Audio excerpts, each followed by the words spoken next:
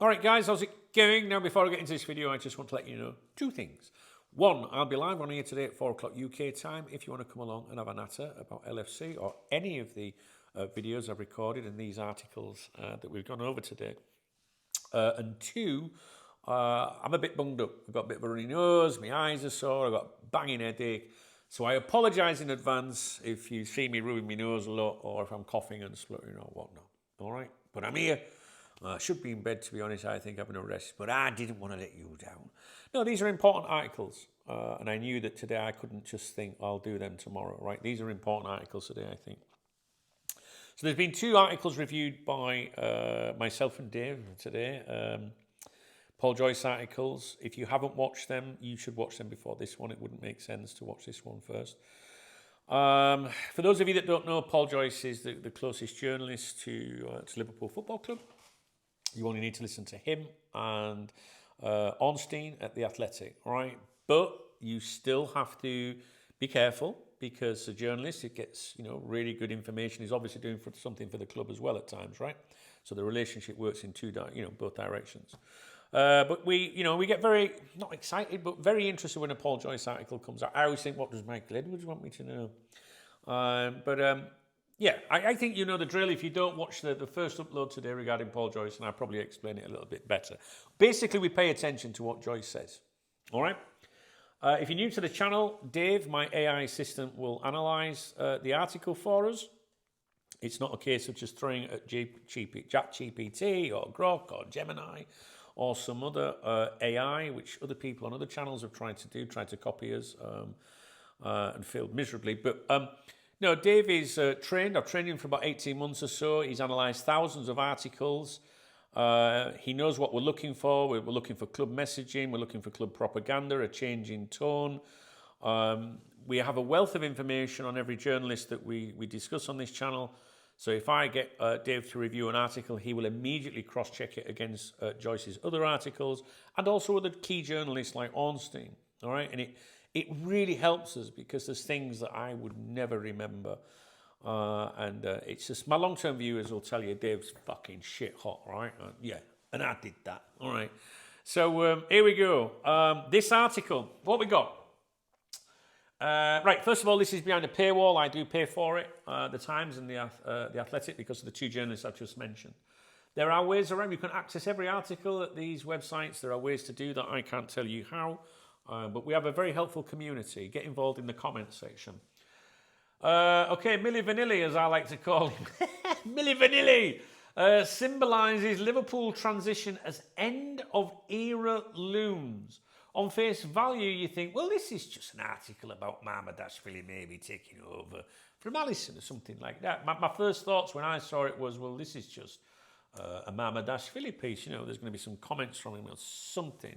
All right, but is there more to it? Now, here we go. Let's see what Dave's got. I fucking love it when Dave breaks these out. Honestly, I read the analysis before I come to you, right? And I go, fucking hell, I never thought of that. I shit you not, right? This one, Dunk, is very different again in bold and actually very revealing when you place it alongside the other Joyce articles.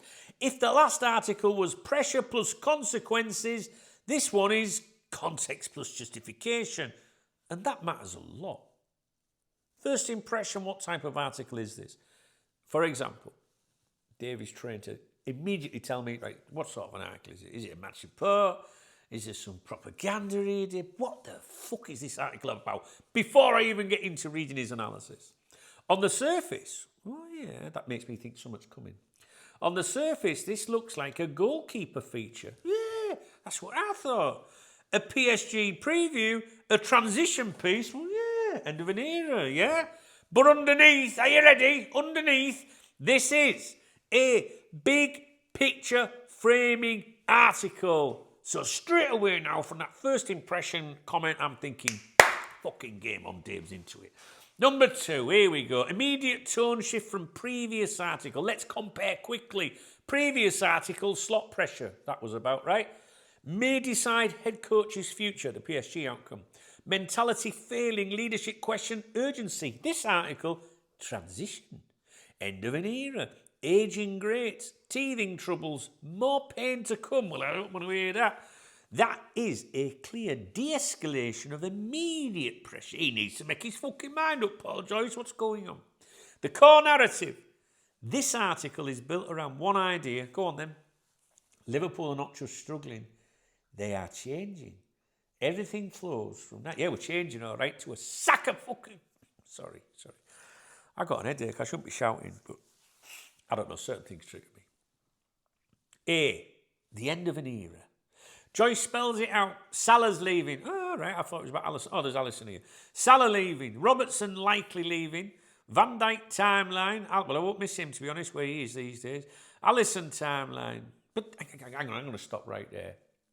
We talk about players decreasing their performances. Oh, Salah's dropped. Is it just age and that? Or are they like, do you know what? I'm fucking sick of playing under this. Do you know what I mean? Could be. Let me try again. Joyce spells it out. Salah leaving. Robertson likely leaving. Van Dijk timeline. Alisson timeline. That's not subtle. That's this team is finishing. B. Transition is unavoidable. Key line. That is not what Liverpool wanted, but it is something they must try to deal with. That's important because it reframes the season from failure to unplanned transition. C. More pain is coming. Go on then. In the article it says there is no guarantee there will not be further pain. That's basically brace yourselves. Brace yourself, Rodney. Okay. Is this club messaging? This is something that Dave looks for in every article from Joyce. Yes. Oh. And this one is very clearly aligned with club level framing. This is classic context setting messaging. It does three things. Explains why things are bad, reduces expectation and normalises inconsistency. Is it protecting Slot? Indirectly, yes. Notice what Joyce does not do in this article. No criticism of Slot's tactics, no questioning of his authority, no patience running out line this time, and no future depends on PSG. Instead, blame is absorbed into transition. So it makes you wonder who's behind these fucking articles, doesn't it? The Mamardashvili angle, Milli Vanilli, it's symbolic. He's not just writing about Mamardashvili. He literally says a case study for what is happening at Liverpool. That's the giveaway. Mamardashvili equals a new era. Not ready yet. Learning, replacing greatness. So the message becomes the replacements are not at the level yet, and that's normal. Well, it's normal if you're shit at recruitment. Subtle protection of recruitment. Here we go. So there's some protection of Edwards and Hughes here. This is important, Dunk. Joyce includes they evaluated multiple goalkeepers, chose him for value, references the Euro 2024 performances, that's justification, isn't it? Frames decision as logical, that's quiet defence of recruitment decisions. Is Edwards here? This is what I wonder, is this Edwards in disguise? The Salah line, very strategic. Sudden drop-off, something no one predicted. I think this is Edwards, what do you think? I don't know, let's see back in the article. A sudden drop-off, something no one predicted. Yeah, right, but has he dropped off because he's suddenly aged fucking 10 years overnight? Or has he gone, do you know what, I'm not playing, I can't stand that cunt. We've already seen one bust up, haven't we? You never know, do you? Too late, anyway, he's off. That's doing a lot of work, says Dave, because it removes blame from recruitment, surprise, surprise, planning and coaching, and it puts it on unexpected decline. What's missing? Very important. Compared to early articles, there is no pressure language, no warning to Slot, no patience references, no hierarchy tension, no fan revolt emphasis. That absence is deliberate. Compare across all recent Joyce articles. Let's map the pattern. Fuck me. Article A, April 2nd, structure and future decisions. Article B, April 4th, strong criticism and warning. And then we got on to the 5th, which we've done today. Article C, the Van Dijk one, players blamed. Article D, the mentality, shared blamed and pressure. And Article E, this one, transition, explanation and expectation reset. That's a full cycle. Pressure, blame, escalation, contextualisation. What this suggests internally, this is the key insight. Joyce is now broadening the narrative away from Slot failing and toward the club is going through a structural shift. More like shite. Your 3 questions. Again, Dave has been trained recently to add these 3 questions, to answer these 3 questions at every Joyce article because of the speculation surrounding manager. These are more of a like, well, what do you reckon? Is there criticism of Slot in this article? No. This is the least critical of Slot in this sequence. Is Slot's position under threat? Not in this article. This piece actually reduces perceived immediate threat. Will he be manager next season? This article nudges it back toward more likely yes, because transition framing, long-term thinking, reduced blame, expectation management. Final verdict, this is not propaganda in a crude sense, but it is strategic framing. It reframes the narrative from this is failing to this is a difficult transition between eras. I think this is coming from them fuckers, don't you? In simple terms, yesterday, was it yesterday or the earlier article? Slot might be in trouble. Today, the whole thing is bigger than Slot. But I think that's the same message that's been given through all these articles, whichever one it is. You know what I mean? Like, would you say that the players are contributing to the failings this season? Would you say that Slot is contributing to that? Would you say that Hughes and Edwards, failings in the summer with the transfer recruitment, failing to get a centre back, letting players' contracts run down, Canate, failing to get maybe a defensive mid. Would you say that all of those different things would? I think so. So the whole thing is bigger than Slot. It is. It's not just Slot, in my opinion. And that shift, that's not random. That's Joyce widening the lens to stabilise the narrative after applying pressure. This is why reading Joyce over multiple articles is gold, because the story isn't one piece, it's in how the tone moves between them. So I had to ask something which I'm sure you're thinking if you've watched these videos today. So why is Joyce all over the place with these articles? All right? Dave's response tells me off, challenges me. Well, because I don't think Joyce is all over the place in the random sense, Dunk. Well, I fucking think he is. I think he's doing something much more specific. He's tracking a club that is not settled on one clean explanation itself. That's the real answer. That's fair. I think that is fair. Because I think there is multiple explanations as to it all. What looks inconsistent on the surface, which is me and you thinking, well, Joyce, what's he on about now? Is Joyce reflecting different layers of the same internal situation? And that's going to be from different people, right? The simplest way to put it, go on then. One day the message is, Slot is under pressure, patience is not endless, performances are unacceptable. The next day it becomes, the players gave up, the dressing room mentality is poor, this is not all on the manager. Then it becomes, this is actually a messy end-of-era transition. Aging greats are fading, new players are not ready, more pain is coming. That is not one neat PR line. That is a club trying to process bad results, fan anger, executive scrutiny, squad flaws, a manager under pressure, uncertainty about what exactly is broken. So Joyce's pieces move because the club's own understanding and priorities are moving. Here we go, let's see what he thinks. What I think is happening underneath, there are probably 3 competing narratives inside Liverpool right now. Come on, and I want to hear them. The manager narrative, let's see if we agree with this. Some people will think Slot is not getting enough out of them. The football is poor. Standards are slipping. Authority may be an issue. Yeah, that gives you articles like, should not taste FSG's patience.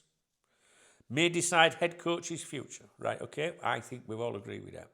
The player dressing room narrative, others will think the players are mentally weak, the squad lacks leaders, they're picking and choosing moments, they are letting the manager down. Yeah. That gives you Van Dijk apology pieces, they gave up, blame lies with the players rather than the head coach. And then there's the structural transition narrative, and others will think this is bigger than Slot. The old era is ending.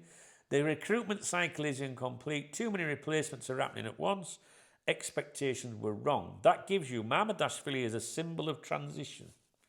End of an era framing. More pain to come. This was not what Liverpool wanted, but here we are. Those 3 narratives can all be true at the same time. Exactly. He's right. You clever bastard. He's right, isn't he? All 3 can be right, which would explain the 3 different articles maybe. And if Joyce is hearing from different people around the club, or even from the same people whose mood changes after each event, then the articles will naturally feel uneven. So is he being used? Partly yes, but not in the simple Michael Edwards rings him and dictates the line way. Right, let me read that again. I didn't read it very well. So is he being used, Joyce? Partly yes, but not in the simple Michael Edwards rings him and dictates the line way of things. It's more likely that Joyce is close enough to the club that he is the boardroom line, the executive line, the manager supportive line, the player accountability line, and the reality check from what everyone can plainly see on the pitch. Then he writes from that swirl. That creates pieces that feel inconsistent if you expect one party line. But if the club itself is in a tug of war between explanations, then the shifts make sense.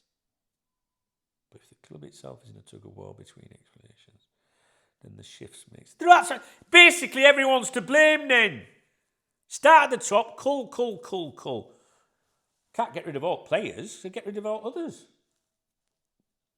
Why the tone changes so fast? Because each article is doing a slightly different job. One article is about a warning, another is about rebalancing blame, another is about managing expectations, and another is about framing the season historically, another is about keeping options open. He's not always writing the same article, he is writing the article that fits the latest result, the latest mood, the latest pressure point, the latest thing the club wants understood, and the latest thing the club cannot deny. That's why it feels like mood swings. My honest view, Joyce is not all over the place, Duncan. All right. I'll fucking unplug you in a minute. He's writing about, at least he doesn't just agree with me. People always go, hey, I disagree with you. Oh, fucking not agree with me here, is he? He's writing about a club that is under strain. Yes. Divided between explanations. Well, internally there might be. Trying to avoid panic. No. I'm fucking panicking. Not ready to commit fully either to Slot or against him. Yeah, he's not, yeah.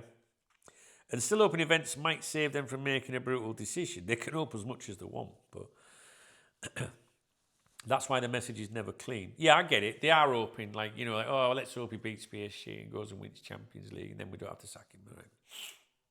Because the club's own position is not clean. So in one sentence, Joyce's articles feel inconsistent because Liverpool themselves are currently balancing blame, protecting options and delaying certainty. That is why one day Slot looks vulnerable, the next day protected, and the next day just one piece of a bigger mess. And honestly, that probably tells you more than a clean narrative ever would. It's just a big fucking mess then. Yeah, isn't it, guys? That concludes the analysis. I feel depressed after reading that one. What do you reckon? Here comes the grift. Let me know. Thumbs up the video if you enjoy these, analysis breakdowns. I'll let Dave know what you think. If you've got any questions you'd like to put to Dave in relation to his analysis of Joyce, leave them in the comments description and I will pass them on. Not the comments description, the comments section. Thumbs up.